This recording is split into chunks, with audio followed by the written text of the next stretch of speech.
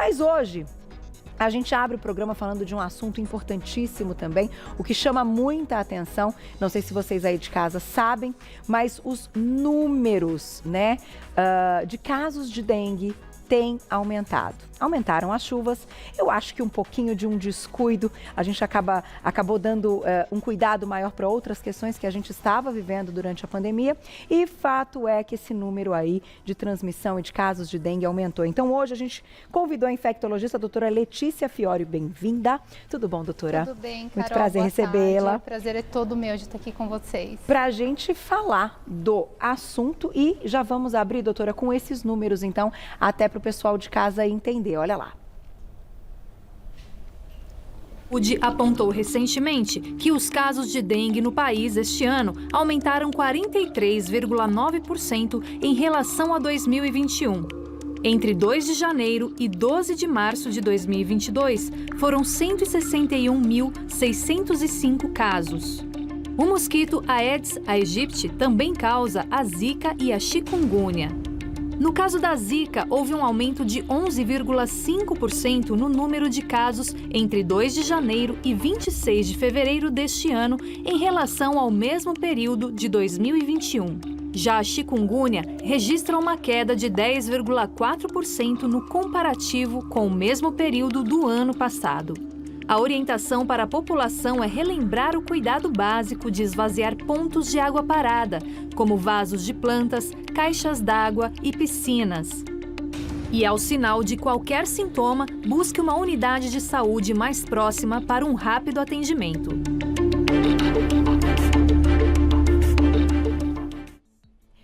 Doutora, que coisa! Você sabe que, obviamente, para a população como um todo, a gente se descuida muitas vezes quando tem outros assuntos que ganham relevância, mas é claro que dentro da especialidade de vocês, com que vocês sabem, conhecem, inclusive das estações do ano, da questão das chuvas, vocês já estavam esperando esse aumento. Sim. O que acontece, Carol, que nesses 2 últimos anos de pandemia, eu acho que foi multifatorial o que aconteceu. Além da população estar muito amedrontada em procurar serviços de saúde, também acredito que foi focado muito mais em sintomas, porque todas as doenças virais, elas começam com sintomas comuns, né? Então, acho que focou-se muito na Covid e aí ficou secundário. Então, também houve uma redução de 50% de casos do que a gente espera, mas essa redução talvez não tenha sido efetiva, porque eu acho que tenha sido subnotificado os casos, subdiagnosticados, e agora nós estamos retomando a vida, estamos numa época de chuvas, né? Então nos países tropicais a gente sofre muito com as doenças, com as arboviroses, né? A dengue é uma delas. Então agora nós estamos sentindo os efeitos da retomada, né? da pandemia, de abrir os olhos para voltar a ver todas as outras doenças, porque agora já a Covid perdeu um pouco de espaço, ainda bem, graças às vacinas, que a gente pode conviver com um pouco menos de sintomas, mas agora a gente tem que olhar para as outras doenças também. E nesse período que a gente acabou, né, ficando mais em casa, as pessoas saíram, obviamente, bem menos e até em lugares abertos. Então, a gente corria menos risco de doenças como essa. Então, até para a gente retomar um pouquinho a questão da dengue, faz um tempo que a gente não fala do assunto, por isso a gente achou que era um momento oportuno até para as pessoas agora tomarem cuidado e terem ideia que sim, os casos estão aumentando e que precisa procurar, né, um posto, que precisa ir ao médico, que precisa fazer o teste para ver se é dengue. Mas, retomando, vamos lembrar como é a transmissão, então? Então, a dengue é uma doença infecciosa viral que é transmitida pelo mosquito fêmea do Aedes aegypti. Então, nesses meses que é propiciado a reprodução, em períodos no comecinho da manhã e finalzinho da tarde, são horário preferencial de ocorrer a picada dos insetos. E aí ocorre a transmissão da dengue, né? O período que eles ficam em incubação nessas águas aí variam de 5 a 10 dias. Então a gente tem que ter esse olhar para o mosquito, né? E cuidar para que não tenha então essa água parada em um lugar que eles possam se proliferar. Exatamente. E crescer. Essa continua sendo então o alerta nesse momento. É a medida mais eficaz de prevenção, né?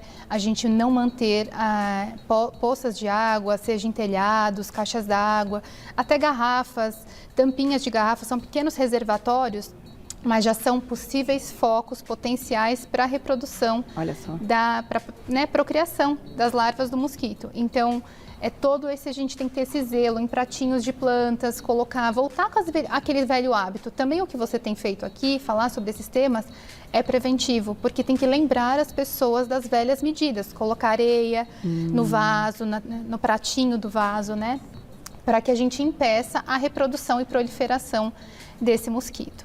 A gente vai falar daqui a pouquinho dos sintomas, mas como você colocou no início, falando em vírus, o início dos sintomas é muito parecido. E hoje, eu digo assim, que pena, né, que a gente não vai tirando um da frente, só aumenta, agrega, né? Só agrega. Então, doutora, os primeiros sinais, o que deve ser feito? Hoje já existe, então, uma forma de investigar e de dar ali, então, um diagnóstico de que sim, aquele paciente, aquele indivíduo está com dengue. Correto. Os principais sintomas são febre alta, dor de cabeça, uma dor importante atrás dos olhos, a movimentar os olhos, dores musculares e articulares, pode haver náusea, vômito e manchas avermelhadas pelo corpo. Esses são os principais sintomas. E a febre alta? Alta, pode chegar muitas vezes acima de 40 graus. Isso falando de adultos e crianças? Toda a população. Nas crianças, os quadros tendem a ser mais brandos, mas também a população, os extremos de idade são as populações mais vulneráveis para a evolução para quadro grave. Então, crianças abaixo de 5 anos, idosos acima de 60 anos. Os imunocomprometidos de alguma maneira e as gestantes são as populações que têm maior risco de evoluir para quadro grave. E hoje, doutora, vocês têm adotado, então, até para rastrear o que pode ser, né? A pessoa quando chega ali para um atendimento, é possível, então, que haja um teste para saber se é H1N1 pelos sintomas, se vai fazer um teste de Covid, se vai fazer um teste para dengue. Hoje, isso tem que estar presente como protocolo. Com certeza. A principal atuação é a conversa médico-paciente para identificar os sintomas que podem ser pertinentes, embora eles sejam semelhantes a várias doenças, eles podem ser pertinentes mais a uma doença que outra. E tem os testes que são inespecíficos, que direcionam, e tem os testes específicos para as doenças que confirmam. Tá. Para já também tirar da frente. Isso aqui não é, vamos pensar em outra questão. Sim. Então vamos colocar na tela, a gente preparou, legal tirar foto, né, para o pessoal de casa gravar bem quais são os sintomas e tem que procurar o médico, né, gente? Porque tem uma febre dessa, olha lá, vou pedir para os meninos colocarem aqui para mim, ó. Correto. Dores musculares e nas articulações, dor atrás dos olhos, isso também é bem específico, né, doutora? Bem característico. Febre alta, náusea e vômitos, dor de cabeça e as manchas vermelhas também é algo que vai diferenciar de outras coisas. Exatamente. A zika também pode ter as manchas pelo corpo, é bem característico, né? Mas com toda a combinação de sintomas que nós temos e os exames indiretos e os confirmatórios, nós podemos fechar o diagnóstico para quê? Prevenir a evolução de quadro grave, sugerir reavaliações periódicas, é muito importante, portanto, uma avaliação médica se alguém tiver algum desses sintomas. Agora, doutora, eu vou aproveitar que você é infectologista e tem sempre essas questões que a gente gosta de, como curiosidade também. Quando a gente pensa na dengue, então a gente vai se deparar com inúmeras pessoas que já tiveram caso de dengue. Sim. Dá para dizer, então, que essa pessoa, de certa forma, ela vai criar uma imunidade, caso ela seja picada de novo, ela vai ter menos sintomas, ou vai depender também de qual deles é que picou, que vai ser diferente, né? Pensando nessa questão como um vírus e falando de dengue, isso também pode ser algo que a gente leva em conta? Sim, nós temos 5 tipos de dengue, os mais comuns é de 1 a 4, 1, 2, 3 e 4. O 5º foi descoberto na Ásia, mas não tem nenhum caso diagnosticado no Brasil e notificado. Então, a característica da dengue é que após uma infecção aguda, 3 meses após, você fica imune a todos os sorotipos. Tá? Passado esse período, você só fica com a imunidade àquele sorotipo que você adquiriu, seja 1, 2, 3 ou 4. Entendi. Numa reinfecção por outro sorotipo, o quadro tende a ser mais grave. Então, é muito delicado as reinfecções por dengue, porque os quadros tendem a ser mais graves após a segunda infecção. Que interessante. Então, Sim. Os primeiros 3 meses é ali uma imunidade até que garantida. Exato. Após, se for então um outro vírus, o caso pode ser mais grave. Pode ser mais grave. Eu não tinha a menor ideia. Então, Exatamente. A gente tem que tomar cuidado mesmo. E a gente também fala de tipos de dengue, né? Sim. A gente tem 2 tipos de dengue. A dengue clássica é com esses sintomas básicos que a gente vai ter.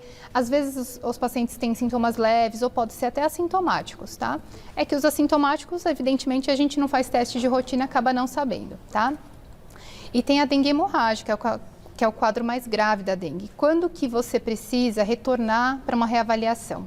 Tem esses sintomas, vai precisar do repouso, de 5 a 7 dias vai melhorar, uma doença viral, não tem um tratamento específico, tá? É hidratação, repouso, a hidratação tem que ser bem vigorosa, tá? É 60 ml de líquido por quilo por dia. Uau. Então, um indivíduo de 70 quilos, 4 litros e 200 de líquido. Então, precisa entender que a hidratação é preventiva para os quadros graves da dengue. E se a pessoa, durante esse período pós-avaliação, apresentar vômitos intensos, quadros neurológicos, confusão mental, irritabilidade em excesso, dor abdominal, entre outros vários, tem outros sinais clínicos que a gente evidencia, como derrame cavitário, que é acúmulo de líquido nos órgãos, acúmulo de líquido intraabdominal, mas aí é o médico que vai diagnosticar. Mas se tiver vômito intenso, dor abdominal e algum sinal neurológico, precisa retornar para ser reavaliado, porque é um sinal de pode estar evoluindo para a gravidade, além dos sangramentos, mesmo que sejam pequenos. Pode haver sangramento gengival, espontâneo, nasal, né, na tosse, né, que é na expectoração. Muitas vezes pode ter intestinal também. Mulheres fora do período menstrual podem sangrar. Então, isso tem que ser bem monitorado, que é um indicativo que pode estar evoluindo para quadro grave. E, doutora, qual quando a gente fala também de questões virais, não existe um tratamento específico, né? Não. O bichinho tem lá o tempo dele. Exato. E a gente tem que respeitar. Exato. A gente tem o dado de que a taxa de mortalidade e letalidade de dengue é 1%. Então, a gente sabe que vai evoluir bem, mas quando são precocemente evidenciados esses sinais de gravidade. Para quê? Para entrar com medidas mais específicas, para que a gente possa hidratar de uma forma mais adequada. Então, o segredo é não descuidar. Precisa ir até o médico, fazer os exames. Mas vai passar, mas pode evoluir com gravidade, então vamos prevenir a evolução com gravidade. E é um repouso para o corpo se restabelecer, nesse sentido, né? Não há um contágio caso a pessoa tenha contato com outras pessoas. Não transmite de pessoa a pessoa, né? Então, é mesmo para restabelecimento da saúde, para hidratação, que a gente perde muito, né? Desidrata muito durante Covid. Durante a dengue. Perdão. É que a gente fala muito de Covid, né? E assim, uma coisa que é super importante, preventiva para quadro grave, não se automedicar, tá? Porque alguns anti-inflamatórios, os não hormonais e os que têm ácido acetil salicílico na formulação, eles podem envolver mais quadros hemorrágicos, eles podem gerar mais quadros hemorrágicos. Então, a gente não pode se automedicar. É uma tendência da população, especialmente brasileira, e as facilidades de compra das medicações, mas os anti-inflamatórios não devem ser utilizados para dor. Só os analgésicos simples, né? Paracetamol, dipirona, mas sempre com assistência médica. Isso é muito irrelevante de falar. Para cuidar até do desconforto e não em si que vai ter... Exatamente, né, é o sintomático. É o sintomático, para deixar a pessoa ali se sentindo melhor enquanto ela passa por esse período. Correto. E é interessante você comentar de anti-inflamatório. Gente, as pessoas realmente são... Claro, em algum momento que a gente tem uma dor muito forte, que esse desconforto é muito grande e a gente tem que cumprir uma atividade, às vezes até trabalhar, ou dar conta de um dia ali que já estava programado, a gente entende até a busca das pessoas pelo medicamento. Mas eu sou uma que eu estou sempre um pé atrás, assim, então eu fico feliz em ouvir os médicos falando, não façam isso sozinhos, porque não é uma bobagem um anti-inflamatório. Não é. Então, a gente tem que saber também que a dengue pode ter quadros hepáticos severos, quadros renais. Então, os anti-inflamatórios também podem atuar piorando as disfunções orgânicas. Então, sempre tem que ter uma avaliação de um profissional capacitado para que possa levar o melhor possível esse período de recuperação. Então, agora, doutora, que a gente está vivendo, assim, até que momento do nosso ano a gente vai ter aí aumento dos casos, o que é esperado? Essas doenças sazonais eram muito bem delimitadas anteriormente, mas o ano passado a gente viu doenças respiratórias fora do inverno. Então, assim, a gente prevê que com o cessar da chuva e as medidas preventivas sendo executadas, que os casos tendem a cair. Mas também nós não estamos, especialmente em São Paulo, não é algo que é bem delimitado. Nós temos muitas vezes as 4 estações no ano. Então a gente tende a achar que agora pós-verão, com a redução das chuvas, de grande intensidade, dos alagamentos, isso vai diminuir. E falando ainda de uma questão importante, porque agora a gente começa com a vacinação, né? A vacinação já está acontecendo, Sim. falando da gripe e etc.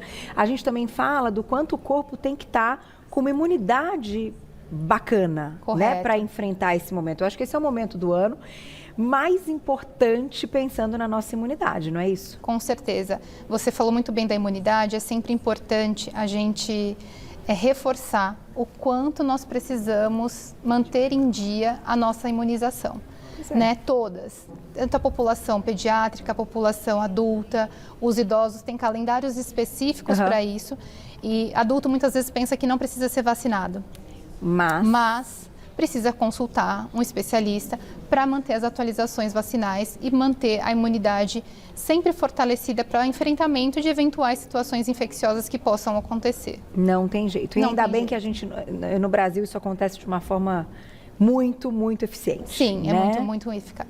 E a gente conta aqui no programa sempre. Então, vamos para a perguntinha do público, quem escreveu para a gente na tela. Patrícia, obrigada. Quantas vezes, então, as pessoas podem pegar dengue? Aqui no Brasil, 4 vezes, 4 sorotipos. Olha só. Exatamente. Não, ou 4 sorotipos. Porque certamente, estando imune a vacina tem os 4 sorotipos, né, Carol? Então, se você já teve dengue, para quem não teve, ela não é recomendada. Tá, verdade, eu ia te perguntar a respeito dela. Até para populações que têm problemas de imunidade, gestantes, não podem tomar vacina porque é vírus vivo atenuado. Tá. Mas para as pessoas que já tiveram dengue, passaram por uma avaliação e o médico julgou necessário a vacinação, a vacina protege contra os 4 sorotipos, tá? Tá. Mas pensando se não vacinado, você pode se infectar 4 vezes. Tá aí, gente, vamos tomar cuidado. Tem mais perguntinha, olha lá.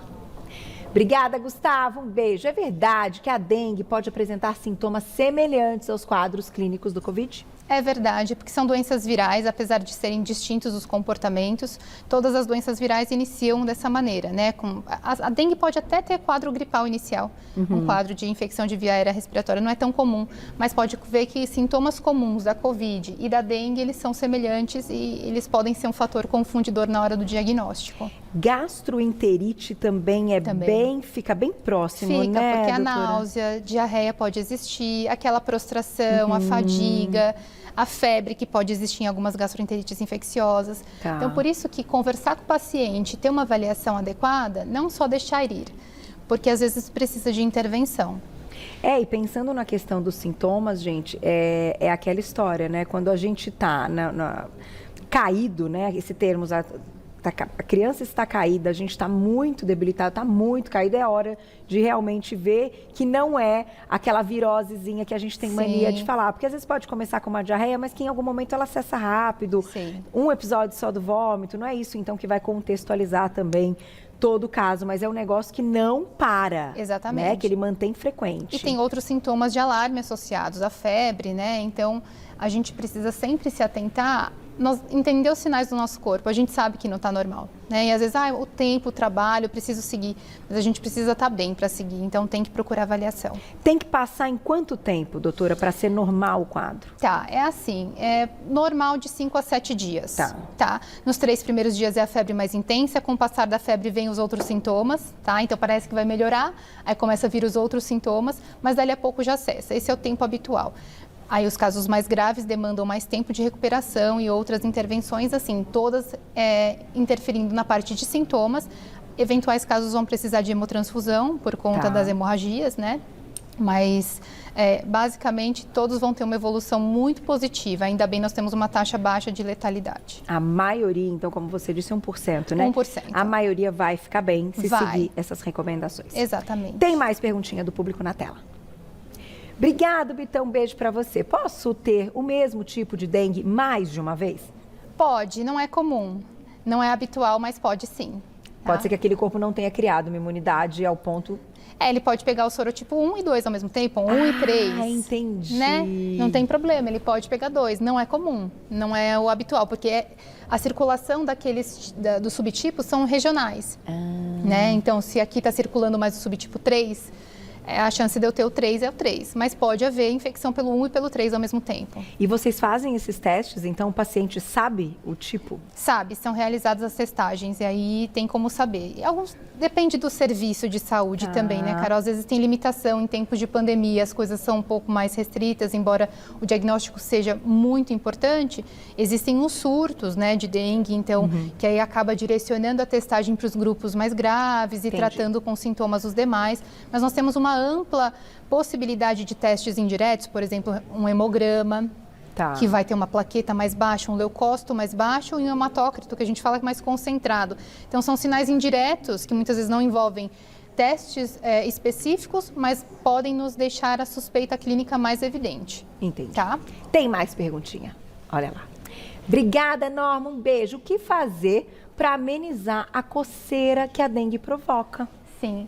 Algumas vezes a gente, na verdade, a hidratação da pele é super importante, assim como a hidratação via oral.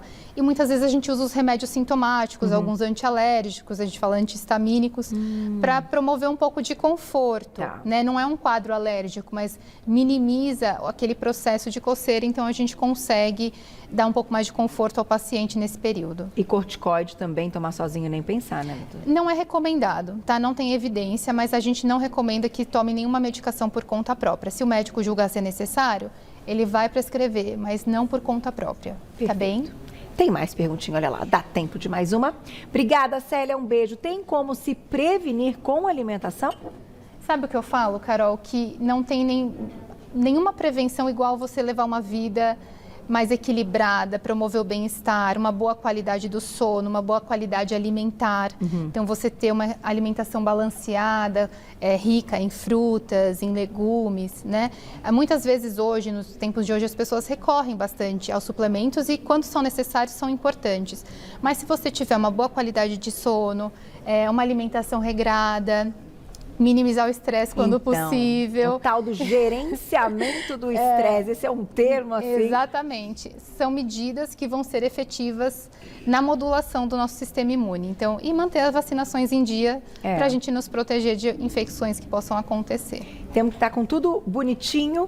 Caso aconteça, né, a nossa resposta vai ser uma melhor resposta para combater aí, esperar o período do vírus passar, né, Exatamente. doutora? Obrigada, viu? Carol, muito prazer obrigada em pelo recebê-la. convite. Eu vou deixar o seu Instagram para quem quiser, então, entrar em contato com a doutora para saber mais, e inclusive de outras questões também ligadas a essa especialidade infectologista. É o @doutora_Letícia_Fiório, tudo junto, @doutora_Letícia_Fiório, tudo junto. Vocês já encontram todo o trabalho da doutora, podem tirar dúvidas. Obrigada, até a próxima, viu? Carol, obrigada e se Deus a todos. quiser, vamos conseguir passar por essa também muito bem.